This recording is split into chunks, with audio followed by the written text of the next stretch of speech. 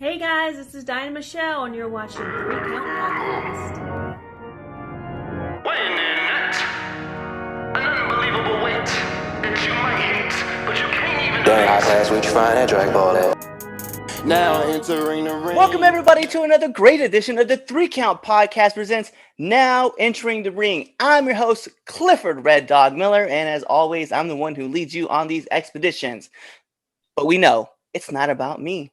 It's about now entering the ring. And who's entering the ring today? Well, she is our first international guest. You guys see her. She's a part of SSW. You guys can find her on Primetime Wrestling, as well as that little championship behind her, CPW. Give it up for Kiara.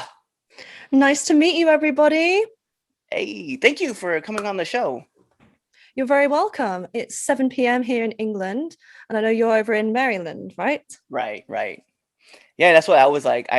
So it's funny because I see a lot of people, they'll like schedule interviews, but they'll forget the whole time zone thing. So they're like, well, it's 7 p.m. my time. And then obviously you guys like 5 hours ahead. So it's like, it's midnight. I was like, I'm not recording the show at 7 o'clock, where she's like, I'm tired. I don't want to even be on these interviews. So I'm like, hey, let's get it mounted right. So that way, we have I've done a few podcasts at midnight, some at 1 a.m., and I always down a Red Bull, sugar-free Red Bull, just to give me that extra bit of pep. I am not sponsored, by the way. But you should be. You just like I throw it should out there. It's all right. Over here in America, we have Monster Energy drink. Oh yeah, Monster. Without any regards. Okay, they came out with this new series called the Hydra series, and one of them is called Red Dog. Never called me, never asked me if they use my name. They just put it out there. Dog spelt DAWG. Yep. As well. Way. Yep. You should send a cease and desist. I should. I'd be like, look, I have all sorts of stuff that has my name on there, and you guys did not ask for permission. But I will take 5 cents of every sale that you guys have. We can. This, yeah. I'm sure they've made millions, and I'm like, I'll take a couple thousand from you guys. Do you know, I have a fun fact, speaking of promotions. I've been an extra in a Tic Tac commercial. You have? In the UK, and I can't find the commercial. It was a few years ago. I want to put it on my YouTube. That would be like, yo, check it out. I'm an actress too. Like, you're the works. You've got everything going on for you. Yeah. So I'm curious. Let's get into like some of these questions that we have. My first one is gonna be like, who's Kiara? So Kiara has two personalities. When she's feeling a little bit villainous, she'll come to the ring. Imagine Kate Middleton, but evil. So she'll look down on the peasants, on the plebeians. She'll stroke her pearls. She'll look at the riffraff and think, do they really deserve my time here right now? And she'll be full British snobbery, and she gets a lot of booze. But if Kiara's feeling in a good mood, she's more happy-go-lucky. She's got pink and black. She's got silver colors. She's just super energy. I'd describe it as if you've had 5 Red Bulls or 5 Monster Energy drinks. So you're just buzzing. That's awesome. I like the Kate Middleton like throw in there, just very villainous. And I'm just like, oh, okay. It's awesome. So how did you get into the business? Yep. So started out as a fan. Was a little bit young in the Attitude Era. I only remember staying up late. So in the UK, we'd have rituals where it would be 1 a.m. when a WWF pay-per-view would start.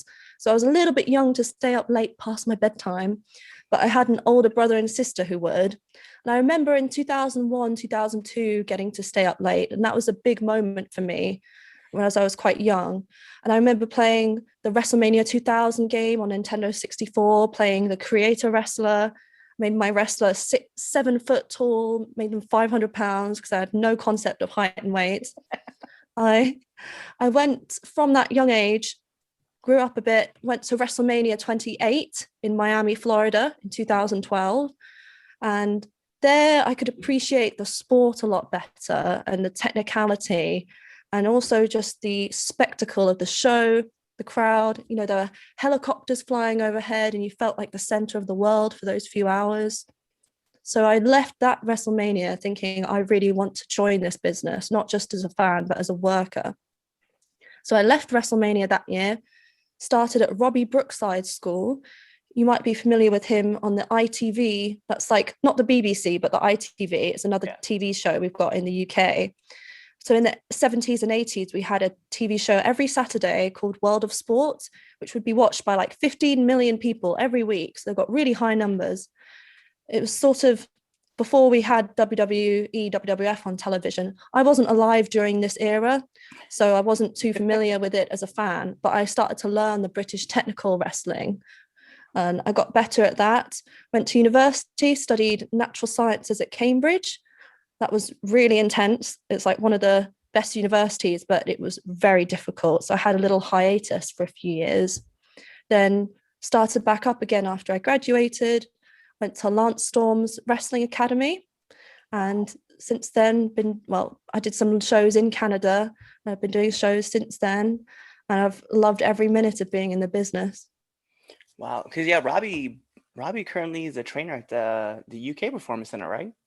Yep, he is. He's I believe he's done stints in the US, the US one in Florida at the Performance Center. I think he goes back and forth between them, and he works quite closely with William Regal. And I'm currently being trained by Marty Jones, who trained William Regal. He's up by Manchester. Have you heard of Manchester? Yes. Yeah. Probably heard of it from Manchester United, the football team. That's the only team that matters in this life.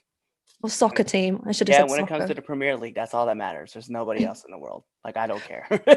My brother would disagree with you. He'd say Arsenal, but I'm not a huge soccer fan. Yeah. I'm more, I like anything that's over the top, something more theatrical. Right. It's the same with the kind of music I like. I like bands that wear costumes and have, even if they're guys, they've got loads of makeup on, and anything over the top, anything like that. I've always loved it. I've loved TV shows like that. You know, one of my favorite TV shows is Judge Judy. Have you ever seen that? Yes, I love Judge Judy.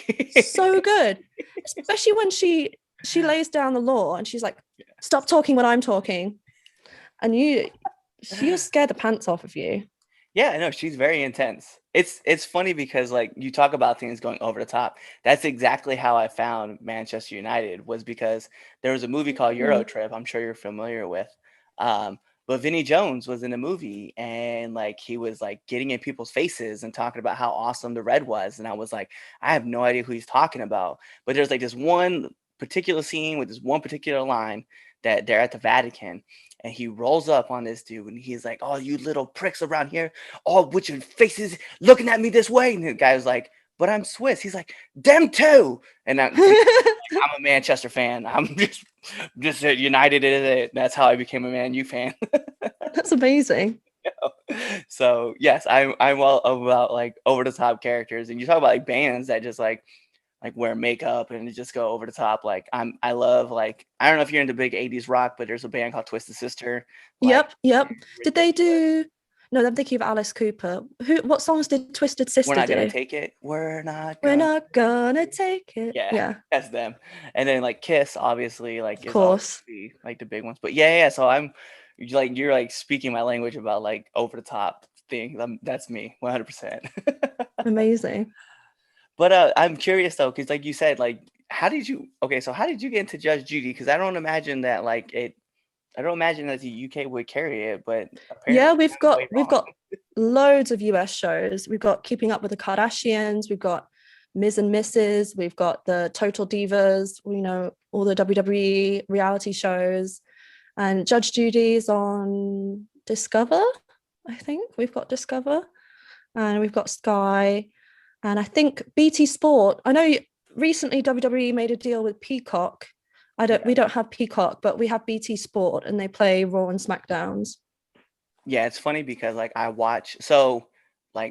try to watch as much as I can for like wrestling wise, but yeah, I'm always like looking for other ways to watch like wrestling, and BT Sports always seems to be like the thing that pops up whenever I'm on any website, and I'm like, oh, I'm gonna go watch Raw or SmackDown, and like check us out on BT Sports, and then I'm watching all the British commercials, so I'm very like familiar with the whole scene, what you guys got going on over there.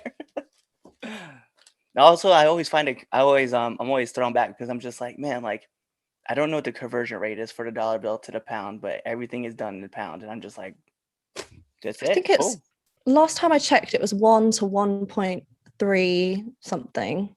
So for every pound sterling, you'd get $1.35. It's cool for me. Yeah. It's our fans are listening right now. They're just like, I'm not interested in this. But yeah, I understand. Like, this is the first time we get to actually have these kind of cool We'll conversations. make them interested. So Yeah. I bought the GameStop thing. Yes. Crazy. So I bought some GameStop shares and I had to convert my money to dollars. So depending on how well the dollar versus pound was doing, as well as the GameStop craziness, I was Right. only made a little bit. I didn't get in soon enough for the Oh, man. craziness. Yeah, it's funny because I used to work at GameStop. Oh, really? Yeah. I was a manager for the longest time, and then what's crazy is I'm not the only one. There's another wrestler that's very big. He's in the Impact scene. If you know who Rahi Raju is, Mm-hmm. he was as well. So it was kind of funny, like finding that out and like being able to talk to him about that stuff too. So I was like, oh wow, like here's like two people from like we had no relation, but then all of a sudden are like no like way of like knowing who we were, but we're both like in the wrestling business and we both came from like the video GameStop. game.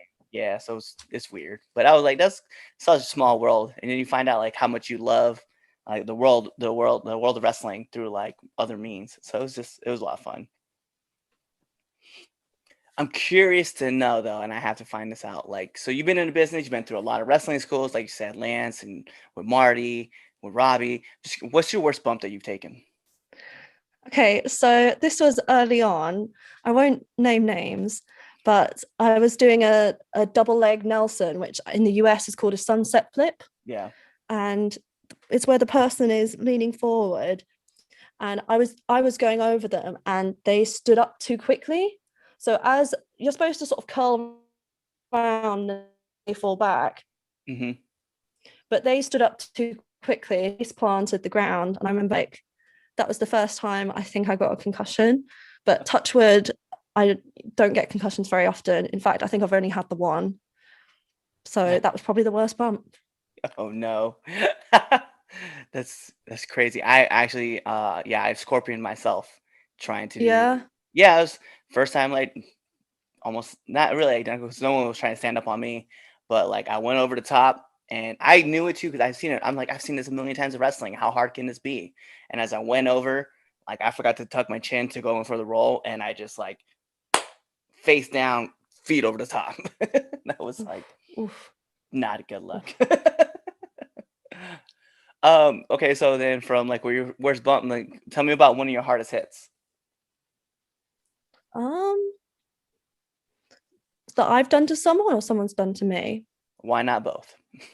Well, I try to be quite light when I work. I want to make it look like there's impact, but so the other person doesn't really, so it doesn't feel nasty. Right. So the worst thing is if there's a giant gap and the audience can see, if you go to kick someone in the stomach and you don't connect at all and there's a big gap and the other person sells, which is, yeah, you don't want that to happen. So I try and make slight contact. But when I was at Lance Storm's school, he told us to practice kicking. Like if you're waiting for the bus and you're waiting by the curb, the sidewalk, just practice kicking the edge over and over and just try and graze it ever so slightly. So you're just touching it, but just practice wherever you are and try and work light, because if you'd rather accidentally lay it in than if you're already working strong style. If you then misjudge strong style, then you really lay it in, right? So I try and work light. And when in terms of who's hitting me, I quite like when the girls lay it in a bit. I like when I can feel it, because I'd rather have someone work a little bit stronger to me than work too light. I know sometimes, not so much nowadays, but sometimes we gotta put the women's wrestling over. We want it to look legitimate. The last thing we want is for people to be like, oh, that didn't really connect. So it's a fine balance to strike, I think. Yeah, no, I totally understand that. And that's one of the things that like I tell people right off the jump. Like people ask me, they're like, what kind of worker are you? And I tell them I was like, I like to work snug. So like my clotheslines are like, I'm not gonna compare myself to this man, but if I hit you, I make a lot of sound like I'm Walter coming in with a Yeah, clothesline because yeah. I'm looking for it. And then like I tell people like you can hit me too. Like I'm okay taking shots. Like I know it's coming. That's fine. I've had somebody recently. They did that eat the feet where they put their foot Mhm. like on your neck, and their foot slipped up and it just busted my mouth like. No. So I'm sitting here like just and it looked cool. It was a cool visual because like I'm sitting here on the bottom with like blood like trickling out my mouth. And the guy's in the back, he's like, I'm so sorry, man. This has never happened before. I'm like, I don't care. He's like, I've been in the business 11 years. This is the first time. I'm like, okay, it's fine. Like I know what I signed up for. Like, Yeah, it's a contact sport at the end of the day. It's yeah, like rugby or American football. It's anything with contact, stuff's going to happen. of course. And that's why I was like, yeah, we're gonna be. It's like it's gonna be okay. There's no heat. Just let's keep it going. But that's crazy though. And to know that you prefer to be hit rather than to hit. I mean, Mhm. that's cool too. It's cool. But you're like and like you said, right, with like women's wrestling especially, like, and I'm one of the biggest like advocates for like women wrestling. Like I know on our debate show, like that's one thing like I'm always like harping on. But yeah, it's crazy to see such a great the how would I put this? Not so much like the evolution because that just sounds very WWE-ish, but the growth that women have had Yeah, in like the last 10 years has been incredible. it's just gone up and up. And the WrestleMania that I went to, 2012, it's coming up to 10 years. And, since to have seen it develop this much has just been incredible. Yeah, and like it was like we were talking about beforehand, like, when I introduced you to my daughter, it's just that you know, you see people like AJ Lee who really was like, I'm not this diva-esque kind of wrestler where we just do like these little light slaps and tackles and then just like roll around and pull hair. So like, I want to wrestle. And then you see people come through and breaking barriers like Becky and Mhm. Charlotte and Paige and Sasha and Charlotte. And then even just outside of that, when you look at like the impact and you have your Tyre Valkyries and you have, Awesome Kong and you have all these other Mhm. big names that are like tearing up the ground. Aja Kong, there's another one that I just let slip my mind. But like all these women that are like taking this ball and just moving this ball up. So like hearing people talk about they want to put their like 3 inches into it and lift the boulder up the mountain more is just it's phenomenal. Yeah, So I'm curious though, like what kind of advice would you give to up and coming wrestlers? I would say be willing to travel very long distances. So, especially if there was an up and coming wrestler in the UK, I would say, so when I was in Canada working shows there, people would regularly, the next promotion over was 9 hour drive, and they'd regularly make that trip, maybe stay over. In the UK and Europe, we're so lucky. You got so many promotions clustered together, and to take advantage of that. And if it's be willing to drive as far as your American and Canadian counterparts, and because they're working really hard to make sure you step up, be willing to drive 9 hours, be willing to go to Scotland and Wales, be willing to go to Ireland. Every opportunity, take it by the throat. I would say have a backup. That's what I've done. So get an education. There was times at university where I really, really, really wanted to quit. And I kept thinking about what JR said, how WWE are looking for people who could be ambassadors, people with college degrees. And the best thing is if you get a college degree, it looks better for WWE if that's your goal, might not be. And the other advantage is if you do, touch wood, this doesn't happen, but if you do have a career ending injury, you'll have a backdrop, something to fall back on. So I'm good at computer coding. I know Python, I know R, and a lot of my IT analyst day job is developing my coding skills. So I know if no matter what happens with wrestling, if the wrestling was suddenly to stop, I've still got those skills. So I'd recommend for people, follow your dreams, 100% follow your dreams. But if you can get a degree in a STEM subject as a backup, even if you don't love it, like you love wrestling, so make that your goal. But something that will help you towards the goal is having that security blanket of knowing that you have something to fall back on. That'd probably be my advice. That's great advice. Like I know, like, it's funny because I hear that a lot too. Like, I myself graduated with a degree, and I tell people that all the time. Like, like I've had a path that not very many people have followed.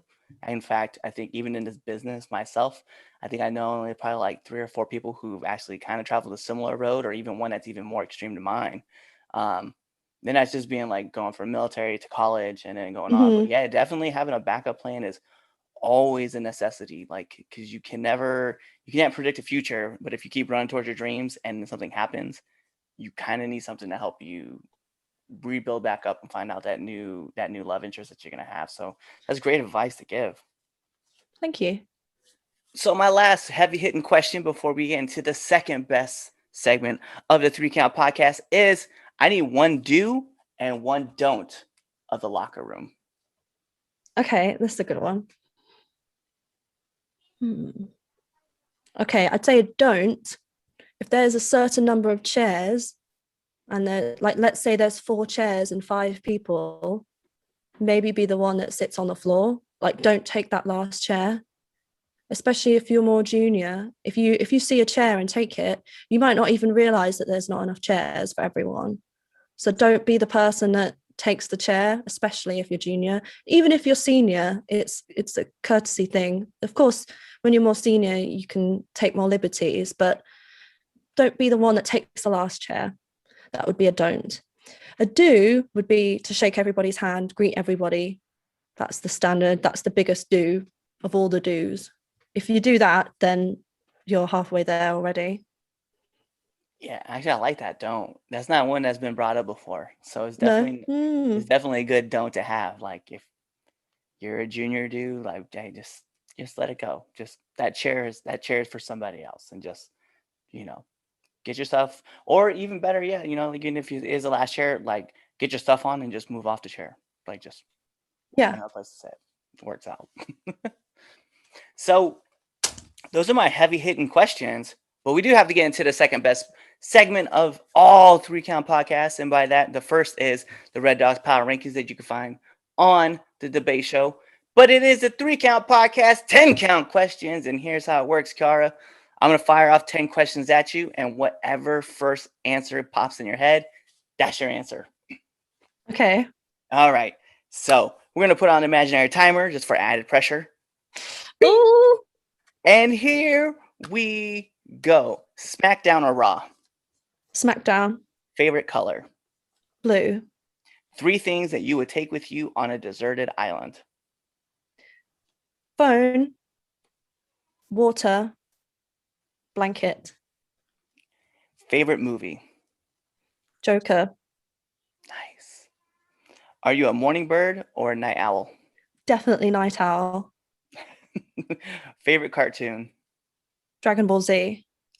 We definitely got something else we're going to talk about. Would you rather be too hot or too cold? Too hot. Favorite podcast? Probably Law.